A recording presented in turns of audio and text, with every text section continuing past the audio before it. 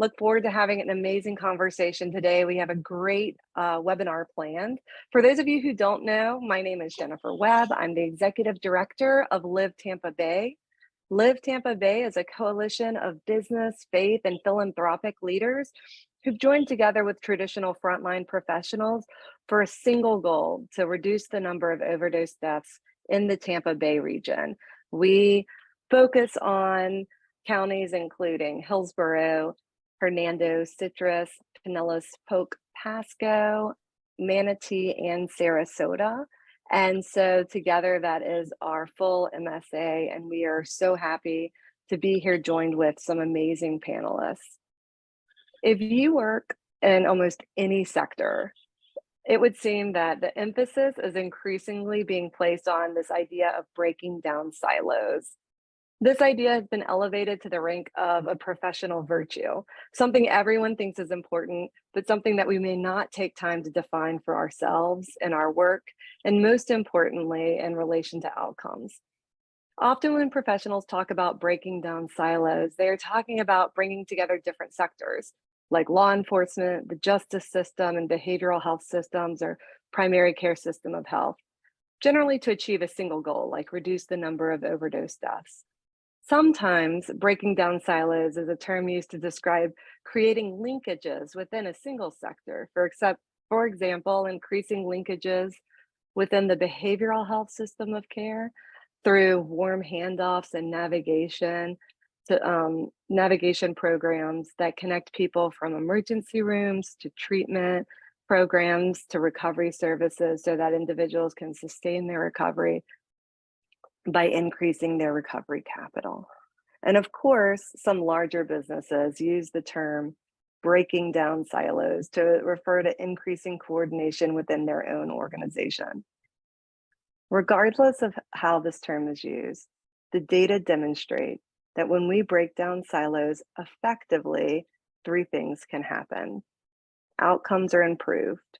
For example, exponentially more naloxone was distributed to those who needed it most when community organizations were allowed to begin distribution a few years ago.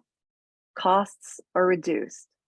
This has been captured best in terms of savings on the staff, or the return on investment of reducing the number of people who return again and again to the emergency room after an overdose revival. And three, focus tends to shift from increasing the number of slots or beds for program to increasing customized support for people who are struggling and need help. Today, we begin our focus on breaking down silos by hearing from Chief Holloway from the St. Pete Police Department. In 2021, Chief Holloway and the St. Pete PD took a novel approach to breaking down silos through their partnership with Gulf Coast Jewish Family and Community Services. Together, they developed the Community Assistance and Life Liaison, or CALL program in St. Pete. Instead of bringing clinicians in-house, St. Pete chose to create a completely novel approach. For those who don't know Chief Anthony Holloway, Chief Holloway began his law enforcement career with the Clearwater Police Department in 1985, where he then served as Chief of Police in 2010 after serving the people of Somerville, Mass. As police chief for 3 years. He now serves as Chief of Police for the St. Petersburg Police Department and has since 2014. Chief Holloway has taught law enforcement to national and international governmental, military, educational, and community organizations. He currently serves as chair of the Florida Police Chiefs Association Committee on Accountability and Societal Change. He co-chairs the Law Enforcement Committee on for the Criminal Justice section of the American Bar Association. In 2018, Chief Holloway was named the Distinguished Fellow at the Joint Special Operations University.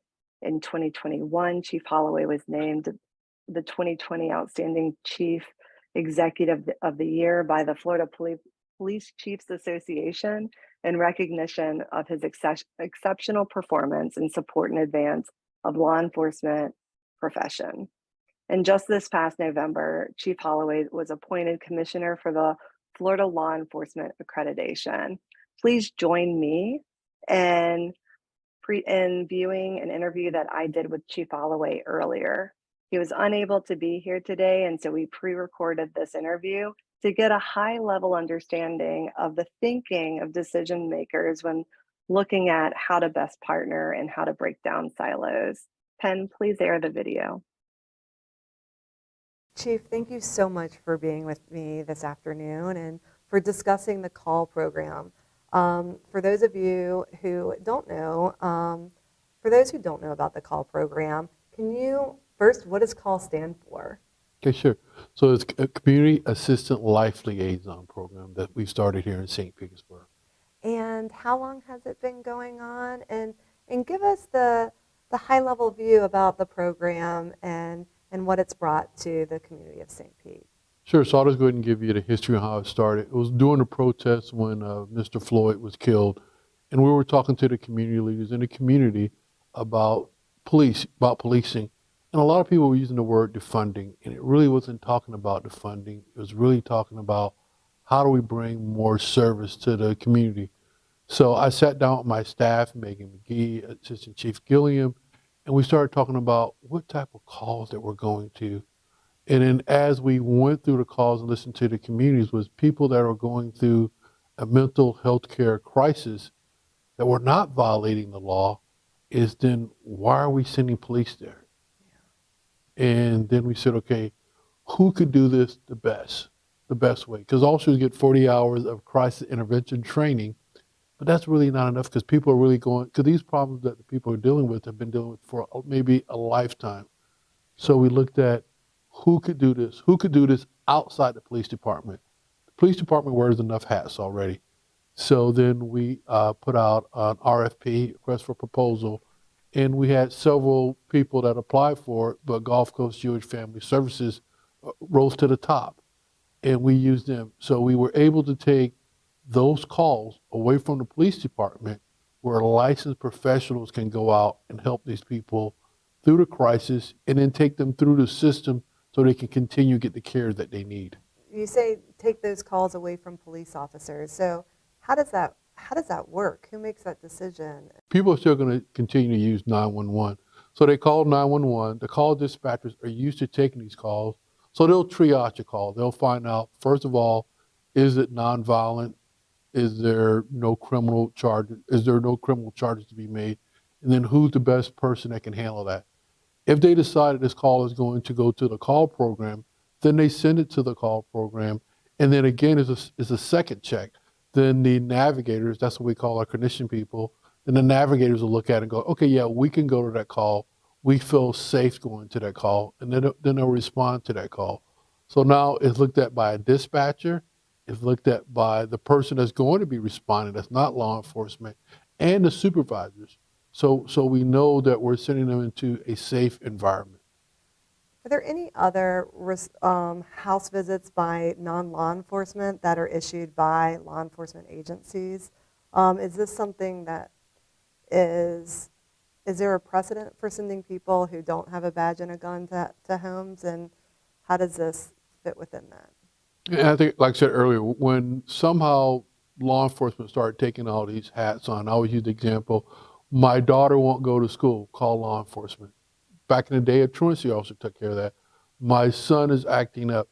Somehow law enforcement took on all these responsibilities, and now we're getting to the point where, as we saw, that law enforcement is not the answer to those non-criminal, non-violent calls, that we need to hire professionals to go out there. There could be more to that. The young lady that doesn't want to go to school, why does she doesn't want to go to school? Is she being bullied in school? Is there something going on in school? And that licensed professional can handle that versus the officer going there and he or she just really looking at the first question. They won't go to school. And there's follow-up to that. So there has been a lot of calls where it just been turned over to law enforcement, that as we develop this program more, we're looking at that. The question is, why are we sending law enforcement to calls that are non-criminal and non-violent? So I think that this is a really important question, and the solutions have looked different in different law enforcement agencies. I've seen models where the agencies will bring in social workers, will bring in navigators.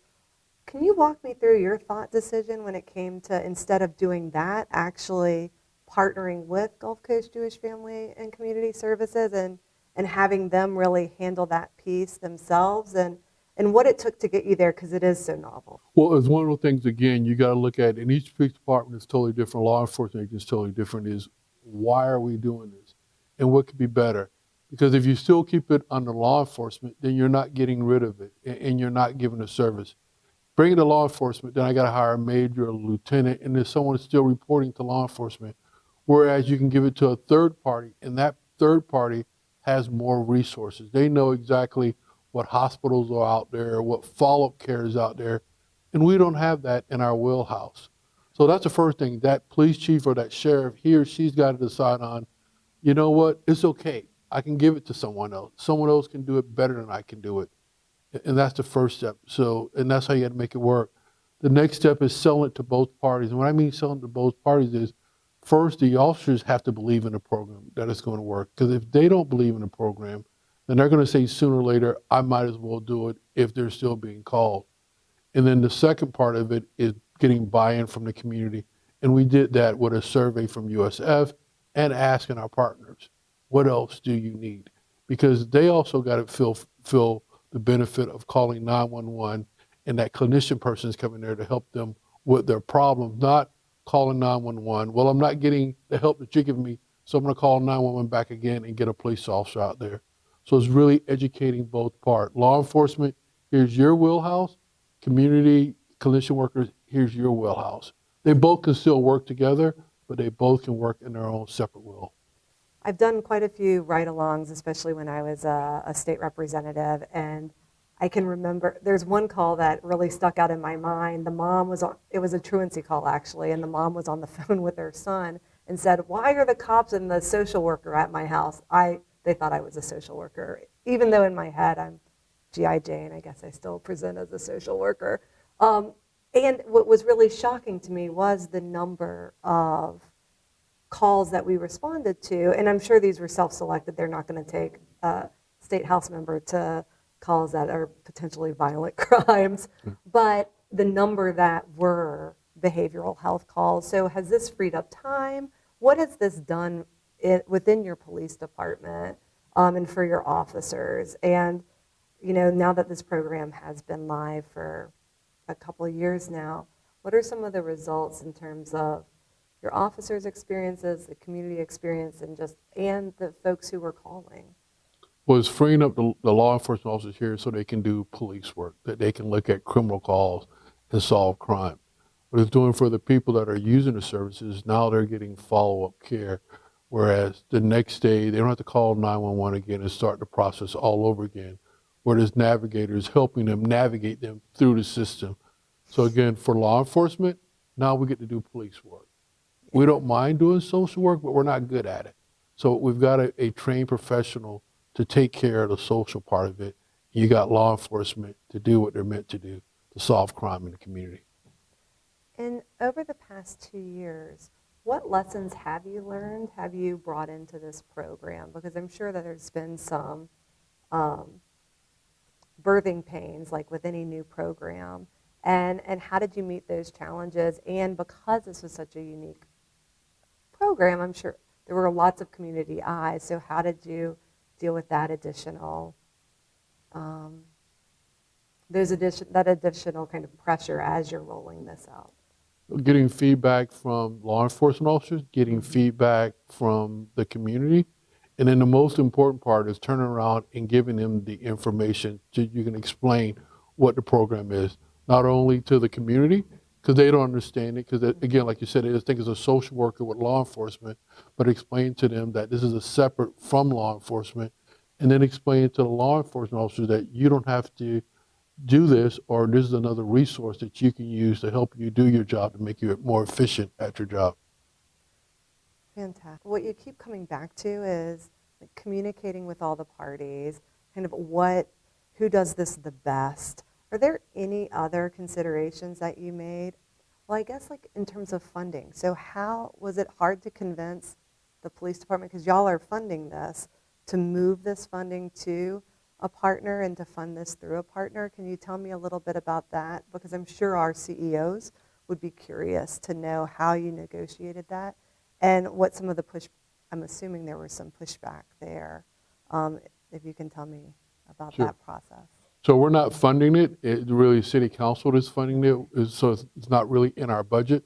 That's a separate budget. But it was going to the city council and saying, look, for this dollars, we can do this, this, and this, meaning we can provide service to the community with that. That was the hardest part because I always like to use what Dr. Nelson said. A lot of people said, you know, it's either this or that. And when we went to them, we said, why not this and that? Let the police department keep their budget, but let the city council find another way to fund this program. And they did. The mayor at the time, Rick Reisman, now the mayor, Ken Welch, and the city council have found a way to fund this program. And this year they're adding on to the program so we can have more navigators and we can extend our hours to the community. It used to be till midnight, and now it's going to be till 2 o'clock in the morning. Again, the feedback, hearing from the community what they need more. We need more navigators. We need to cover more hours, and listening to the officer, because the officer is saying the same thing. The navigator program is working, Chief, but we need more because we're handling some of those calls. That's fantastic. Is there anything else that any other points that you considered when you were rolling this out and making this decision to try this really novel approach to providing services to the community? I don't think there's anything. It was just, you know what, we've tried this way, so why not try it another way? Because when you sit down, you talk to everyone, no one could tell you how it happened. It just happened over time. Law enforcement just started wearing all these hats. Well, then, like I said, the other meeting, it's okay. You know, you have probation officers out there. They're not carrying a badge and gun. You got licensed psychologists that are out there already talking to people. You got clinician workers out there talking to people without a badge and gun. So why couldn't we try this? And we did, and it's working quite well. And by working quite well, I would love to hear you brag a little bit, because you've won a lot of accolades for this program over the last year. So what are some of you're recognized by the NFL and by your colleagues in the Florida Police Chiefs Association. What were some of those awards, and what did they recognize in this program? So it's the officers that have done all the work. So the first thing we won was from the Florida Police Chiefs Association. It's called a Rocky Pomerantz Award, and that's for bringing this program. So Megan McGee did all the work. We sent all the information there. They looked at the program and they go like, this is a program that we want to highlight. So all the police chiefs voted on making St. Petersburg the Rocky Pomerantz Award. Then what happened then, Gulf Coast Jewish Family did the same thing. They submitted all the work they done to the NFL, and this is what the NFL was talking about. How do you break the cycle? And they saw exactly what Gulf Coast Jewish Family was doing and the St. Petersburg Police Department was doing. So then they funded them again, and we were the only agency in the Tampa Bay area that received that funding from the NFL. Well, congratulations, and I think it's very well deserved. And I know that we're far away from December, but I would love to, Live Tampa Bay has a law enforcement and first responders symposium at TPEPN every year, where we help law enforcement come together to share new programs and new ideas around how to combat the opioid crisis. And I would love to invite you and your staff there to share this program and the ins and outs, so that perhaps others would roll this out. Thank you so much, Chief, for joining me today, and I really appreciate your time. Thank you for inviting me. And so what really stuck out with my conversation with the chief was his willingness to say, who's doing this well and who could be doing this better, and what would it take to bring us together with that, so that we are serving our community in the best possible way. What also really struck me was, and it didn't get included in the conversation, but he emphasized again and again the importance of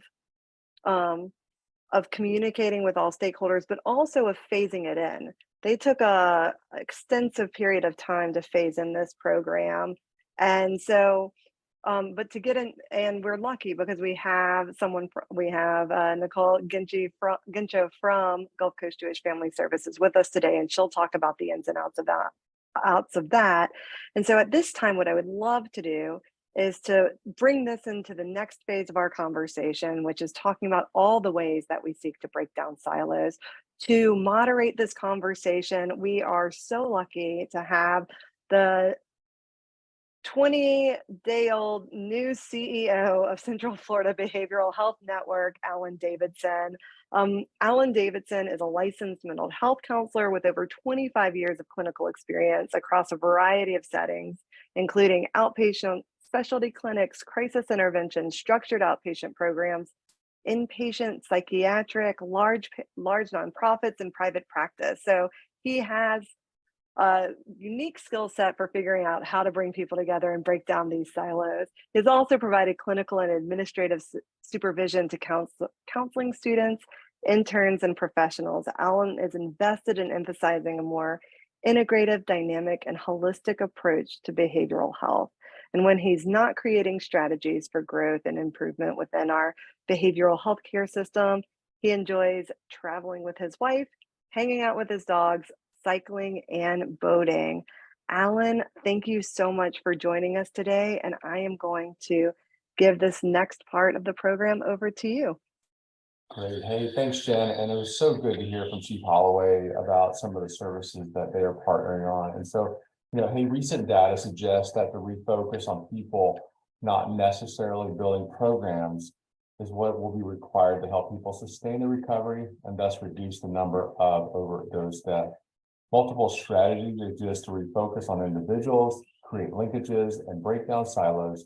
Specific programs like the CALL program, diversion programs, core programs, specific positions have been integrated into our system of care, like the certified peers, and high level and resource specific meetings, like the county opioid meetings, the behavioral health boards, and resources like Narcan and referral packets are great examples of ways we are working to create linkages across silos to better serve residents of the Tampa Bay region. Today, our esteemed panelists will be discussing some of the ways we are doing this throughout the Tampa Bay region and what makes a program, a position, or a convening table especially effective in ensuring individuals receive the support that they need. So joining us today is Dr. Heather Henderson, who is an assistant professor of emergency medicine in the Morsani College of Medicine at the University of South Florida and served as director of social emergency medicine at Tampa General Hospital and program director for the Idea Exchange Tampa. And as a certified addiction professional and clinical anthropologist, Dr. Henderson served as a subject matter expert on substance use and associated social determinants of health on multiple boards in the Tampa area and is actively involved in numerous research projects to further expand innovative treatments for substance use disorders by creating a comprehensive recovery continuum. And then we have Nicole Gincho, who has been in the behavioral health field for more than 22 years.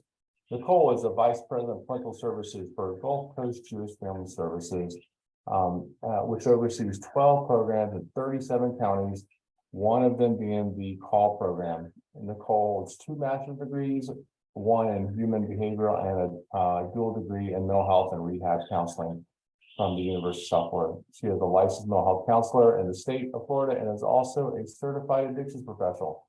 Ms. Gincho is a CARF surveyor and travels all over the U.S. and Canada completing surveys throughout the year. She is part of a private practice in Trinity, Florida. Hey, Nicole. And then we finally have Billy Major. Originally started his Pasco County career with Baycare and has been in the reflection, diversion, reentry field for 25 years now. Mr. Major is currently the diversion and reentry director for the Pasco County Sheriff's Office. Prior to joining Pasco Sheriff Chris Knocker's team, Mr. Major managed the social service needs for Pasco County Public Defender Bob Dillinger's office for the 17 years. Mr. Major currently serves as secretary for the Alliance of Healthy Communities, where he's been an active board member for several years now.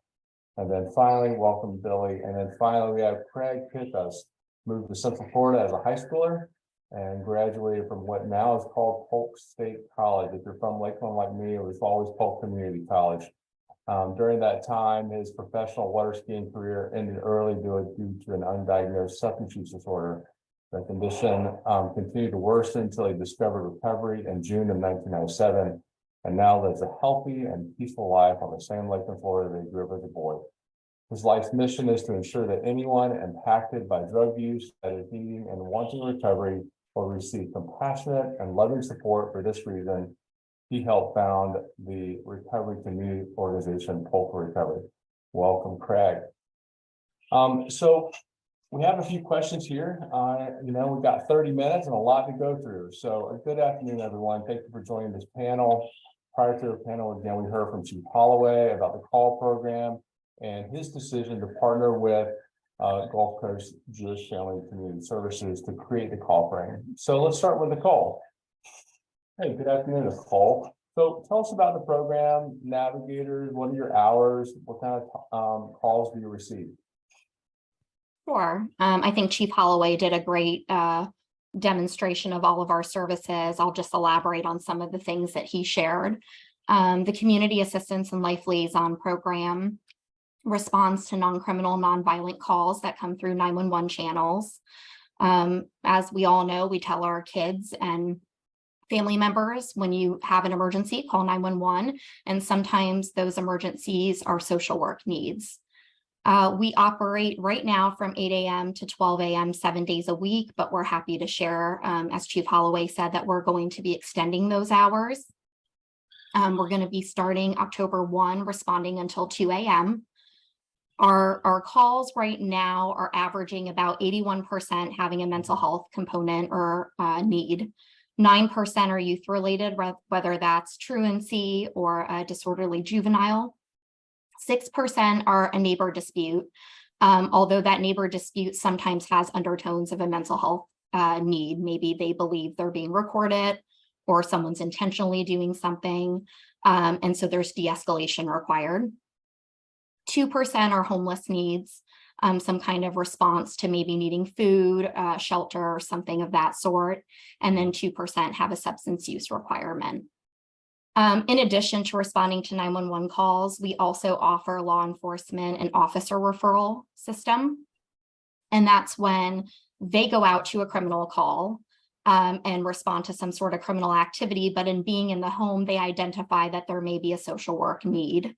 And so after that's dealt with, they can make a referral to CALL, and CALL will respond and follow up and provide the family the services they need. Right now, on average, a month, we're responding to, I would say, 160 to 170 calls. Since inception, we are fast approaching, we're almost there at 10,000 responses total. Our team is large. It has 20 employees.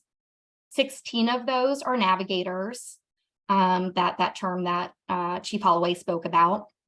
We have 4 that are in either a leadership, like clinical supervisory role, and with our National Football League social justice grant, we were able to hire a youth engagement specialist to pay special attention to the needs of diverting youth from law enforcement. Great, thanks, Nicole. I know the programs like the CALL program and the mobile response teams are so, I love our law enforcement, but as Chief Holloway said, having those professionals out in the field to handle the behavioral health calls and the mental health calls is such a need. So thank you so much for Gulf Coast doing that. So Craig, turning it over to you, Mr. Pickus. So tell us about, you guys got Polk Recovery up and running. Tell us about the recovery community organization. I know Central Florida has contracted out with a few, and they are really up and coming here in the state of Florida. So tell us about RCOs and Polk Recovery. I'd be happy to. Thank you, Alan, and congratulations on your new position. Thank you. I'm looking at the number of people on this call, and I'm just really set back by the impact of that, because back in 2015, when we were having these conversations about what a recovery community organization would look like, we weren't having conversations within this size of people. And I just want to thank everyone for including the recovery community in these conversations. But what we've been up to here in Polk County, of course, we're peer-led. We're a peer-led organization, so we're made up of almost every staff member on our organization is certified as a peer recovery specialist, and that makes them experts on the resources that are available here in Polk County.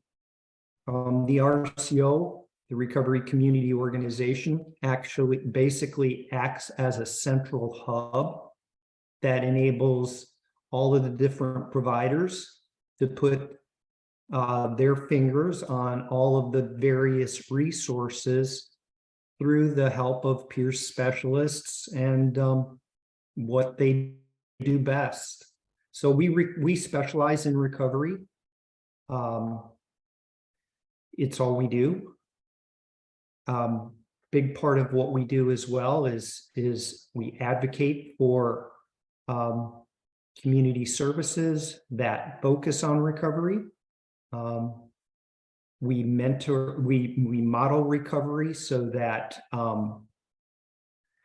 the people in our community can see that it is possible and that it will destigmatize anyone that has this condition. And then a big part of what we focus on through our peer support services is just to help eliminate any barrier by advocating for those individuals that need services that may come in between them and the start or the continued progress of their personal recovery. So Craig, staying with you just a second. So how does, if someone wants to be in recovery and come to be a part of, the services you guys offer there at Polk for Recovery, how does someone get to you? Most of the people that come to us through the partnerships we've developed throughout the county. So we've, over the years, through communication and through relatedness, we have built relationships and partnerships with a variety of different providers, which have led to memorandums of understanding, which allow our peer specialists into their programs and to come alongside and to provide another level of services that don't necessarily exist within those existing programs. Some of those, for example, is problem-solving court. We're in partnership with a federally qualified healthcare provider called Central Florida Healthcare, which provides us an office within one of their behavioral health clinics that is a constant source of new referrals. That's a couple of examples of how that works. Yeah, how many people do you does Polk for Recovery serve in, let's say, a month? Well, we kind of break that down into two different categories. We have people that we serve that fall into what is a non-recurring category. They're just one-time services. They're usually done more in the capacity of outreach. And I would I don't have the counts for last month in front of me, but they average about 100 a month. Wow. And then we've got our non-recurring services, which are people that have been paired with peer specialists that receive ongoing support, depending on their level of need.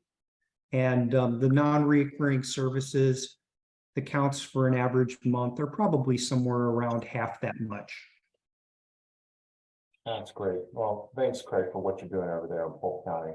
So turning to Heather, Dr. Henderson, you know, you have been a big champion here in the Tampa area as Tampa General. You got the hospital bridge going on. You've got a needle exchange going on at Tampa General. Can you talk about a little bit more about how the hospital bridge and some of the naloxone programs, how those break down silos and this, you know, for people wanting treatment?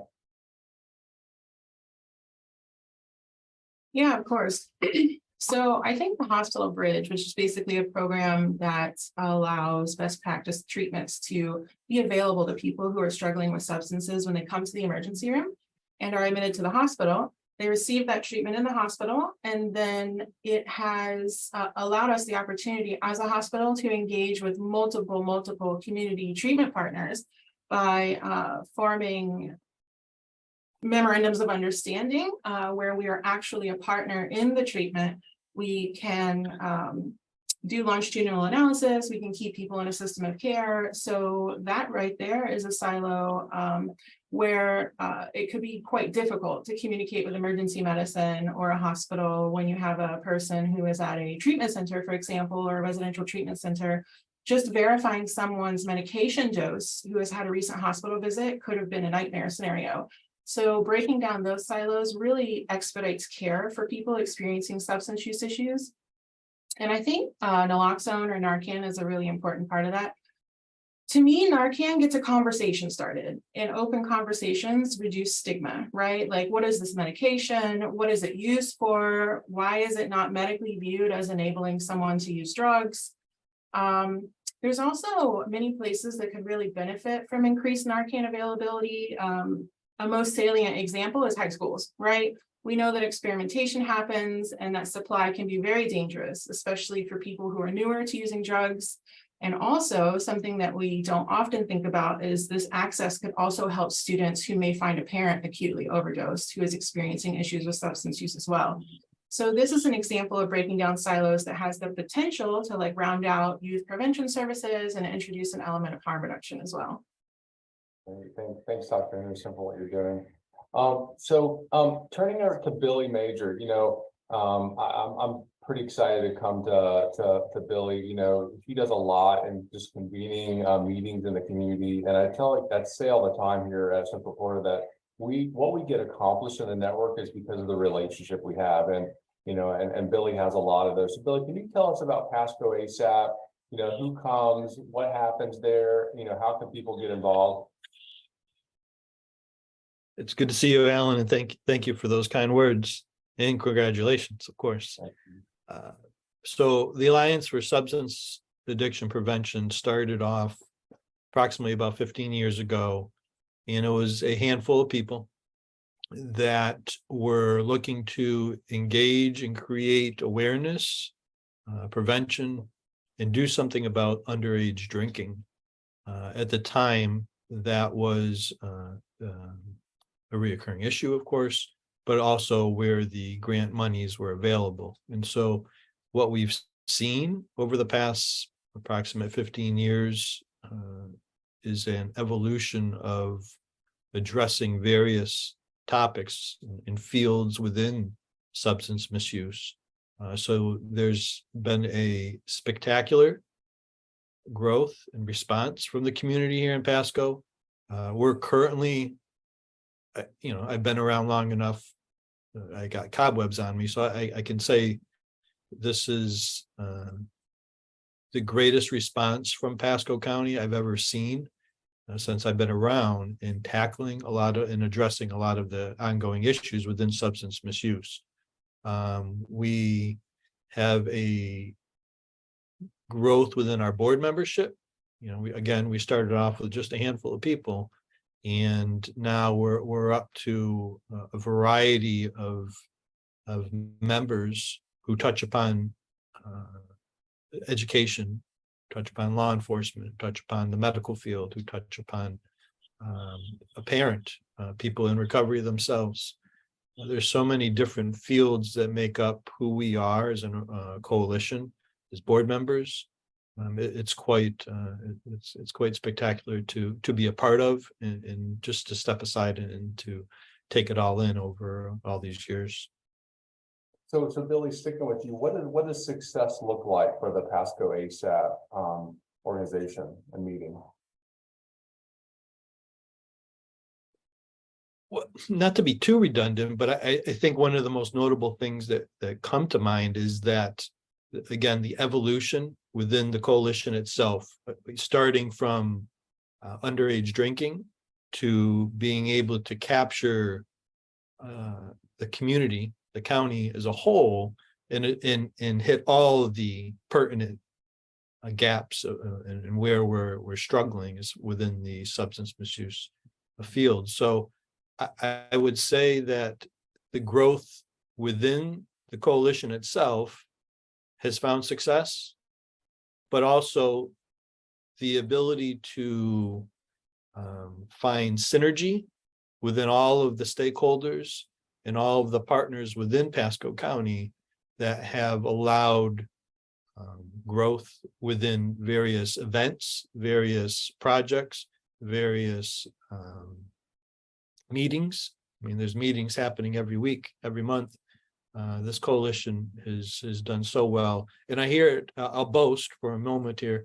I hear it from people outside of Pasco County who speak so well of this coalition. In particular, people who have come from, whether it's Hillsborough, Pinellas, Sarasota, to sit in on events that we've held, sponsored meetings. Wow, you know, I wish our county was like that. So, you know, I think a lot of credit to the coalition as a whole and the people that make it up, because it's remained true to what its purpose is and staying humble along that process has allowed them to succeed. Right, thanks, Billy. So turning to Dr. Henderson, you know, Dr. Henderson, in the past, Narcan was just available to, you know, first responders, or you had to go to, you know, a doctor to get Narcan. And that person on the street who was just, you know, tragically might have overdosed on something, that didn't help them out. So how does, you know, getting Narcan out of the first responder's hand into a community organization like yours, or other community mental health providers, how has that helped kind of, you know, move things along in the recovery process for individuals? Right. So I absolutely believe this shift saves lives, right? At Idea Tampa, which is our mobile medical clinic that offers harm reduction services, we receive consistent data that indicates the Narcan we give out is reversing about 400 to 500 overdoses a month in Hillsborough County alone. And that's just the people we're able to touch. And now if you amplify that across every harm reduction program in Florida, and that's just harm reduction programs. So when you start to amplify that across multiple sectors, you can see how the number of lives saved exponentially start to add up. And I always think that increased access to low barrier services will usually always produce positive results. For instance, we care for about 1,400 people currently at IDEA, and we have seen a 90% reduction in injection-related wounds experienced by people that we care for. And that's a direct result of harm reduction education and access to no-cost, low-barrier wound care. Wow. So the data is definitely bearing this out. Are there other resources other than just Narcan, you know, to help reduce the overdose deaths? Yeah, absolutely. I think one of the biggest resources we have to reduce overdose deaths is education and access to stigma-free education that makes sense to the audience you're giving it to. So harm reduction education, safe injection education, educating people on what tolerance, dependence, and withdrawal is, specifically in the context of being recently released from jail. A person doesn't have tolerance anymore, and so they're at an extreme risk of overdose. And we see that a lot in the emergency room. Someone will be released from jail, and then that night or the next day, they will be in our trauma bay. And so just utilizing the resources that we have in a non-stigmatizing way and employing that with the people resources we have, like peer recovery specialists, behavioral health interventionalists, to get that education out into the community in a way that is able to be received positively, can really save lives in addition to the increased medication access. Great, thanks, Dr. Henderson. So coming to you, Craig, early on in my and coming into the counseling field, I've been in the mental health field now for over 20 years, going on 25 years. And the saying, and it's sometimes cliche, is that, relapse is a part of recovery. So, that's maybe not the best indicator for success for someone, how many times they've relapsed and how many times they've recovered. So you over there at Polk for Recovery, how does Polk for Recovery measure success for a person in recovery? Well, the way we look at it with Polk for Recovery is we have no real control over the outcome, and we know the nature of the disease, and we're all people in recovery ourselves.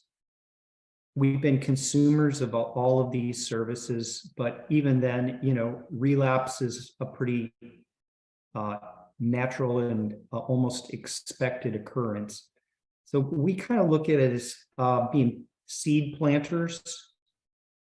We go out into the community and we plant these seeds of hope, and we show people that there's another life possible. We try to keep things alive when it comes to the possibility of an individual's recovery through continued communication. So if they relapse, it's not like we get out of communication with them. We try to meet them with where they're at, develop relatedness, develop trust. And then, once they get established in recovery, then we can start having these conversations about how to build their recovery capital and get, tangible, measurable outcomes. But for us, most of it is, focused on keeping people healthy and alive long enough that they can start the process, because we all know this is a process. Yeah. No, I know. I think a lot of times in life, right, we look at like a short, a line from point A to point B, it's really straight, and that's not recovery. Recovery is a squiggly line, and it goes all over the place. So thanks, Craig. So Nicole, turning to you, navigators, they are a huge part of every system of care that we are a part of. Can you talk about the navigation process and how do you measure success over at Gulf Coast, for the call program and navigators in general?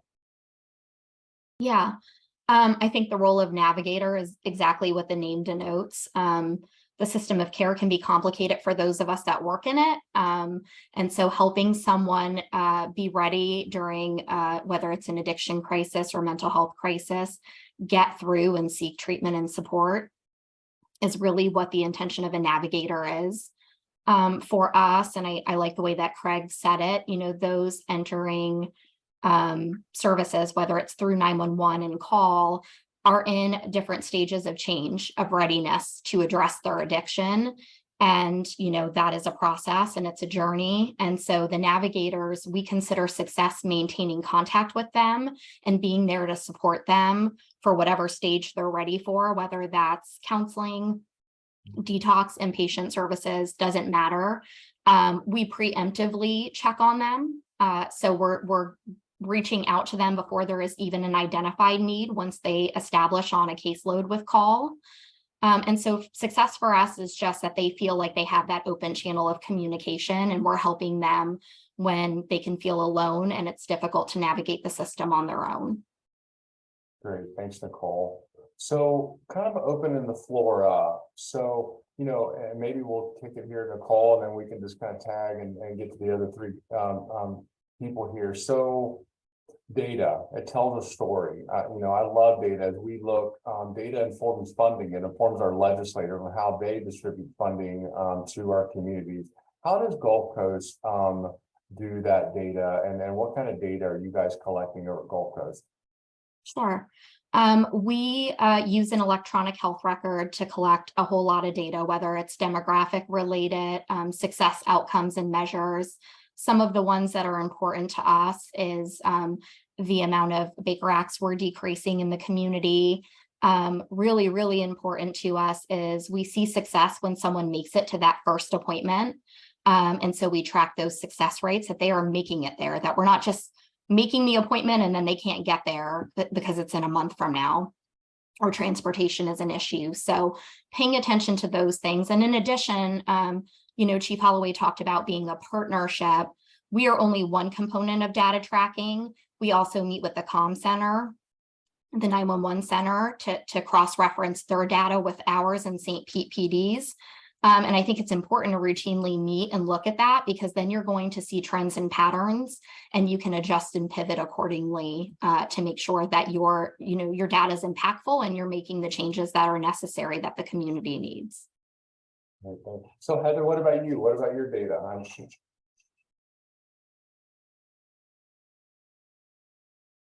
So we collect a really large amount of data, but we try to collect it in a non-onerous way. So we have data that we pull from the EMR at the hospital. We have a data that we collect from participants at the syringe exchange.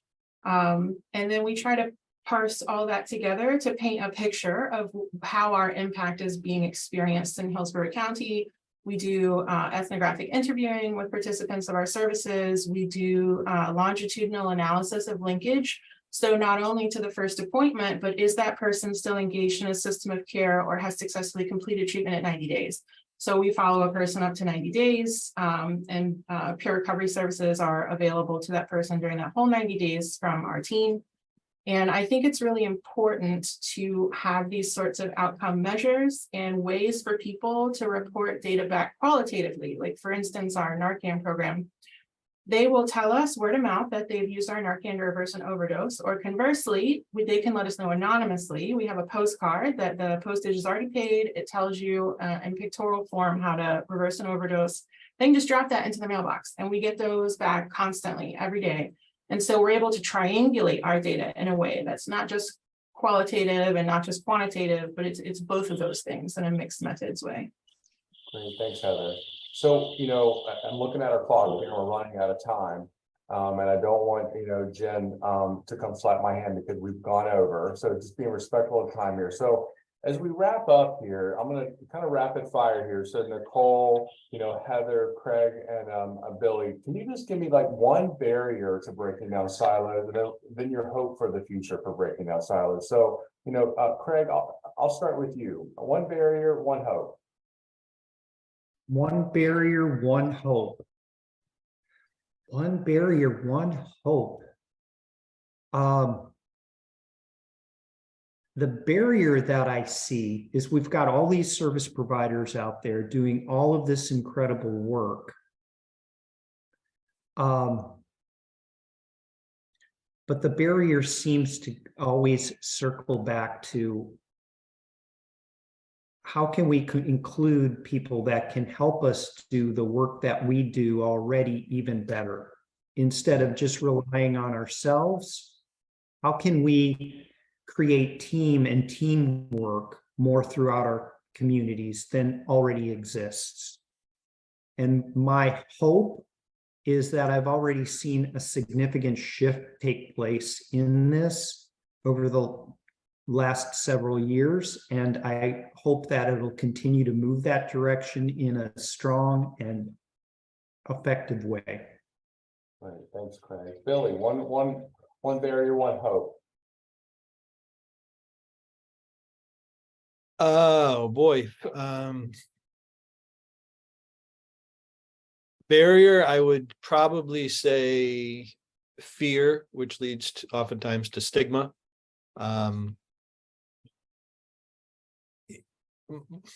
It's common to think that public safety is more about incarcerating individuals with substance abuse, substance misuse, and addiction issues, and those types of things. But oftentimes what we end up seeing in each county, and we're no different, is recidivism. And so trying to break down that barrier that public safety isn't always going to be the strongest suit for public safety isn't always going to be incarceration. It's going to be being able to address the needs of that individual break that recidivism rate. So I would probably say fear, which ends up leading to that stigma.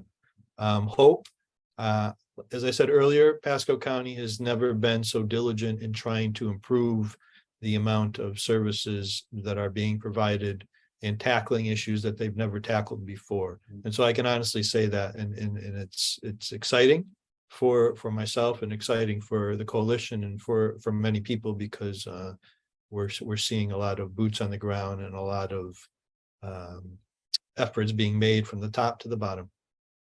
Right, thanks, Heather. One barrier, one hope.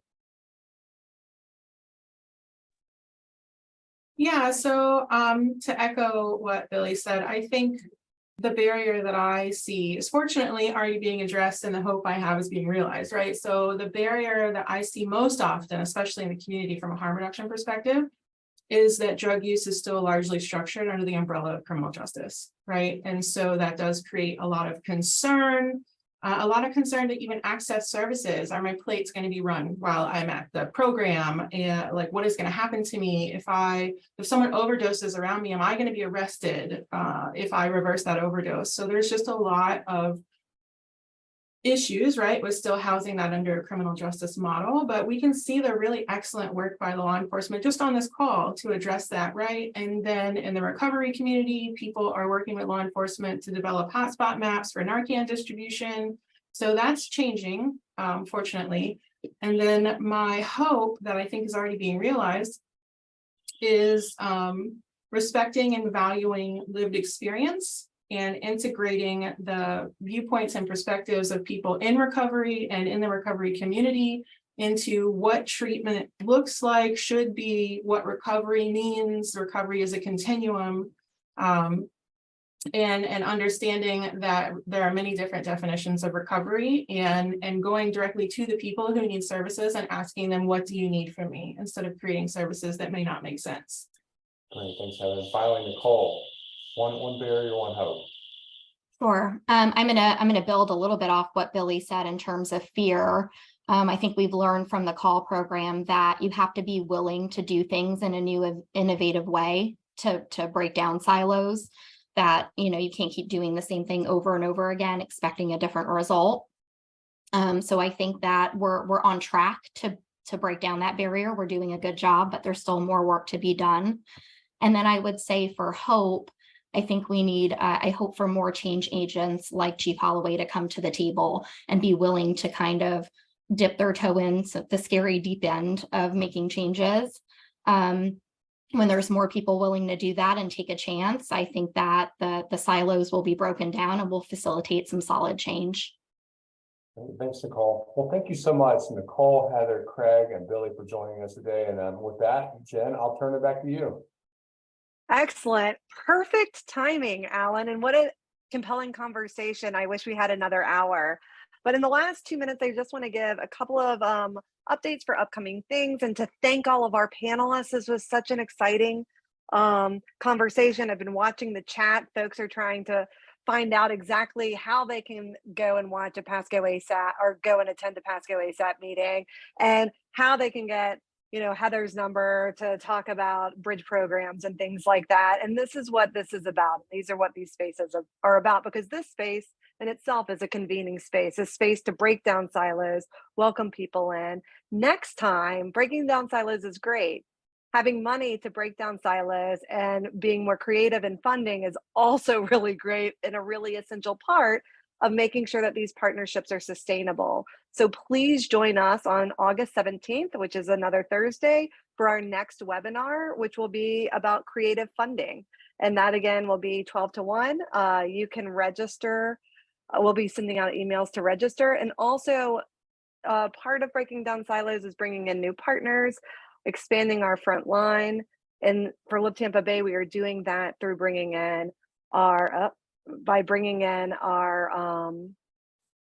faith committee as part of the front line. If you would like to be trained in mental health first aid, please, and I just included the wrong thing, please see the flyer in the chat, and thank you all for coming.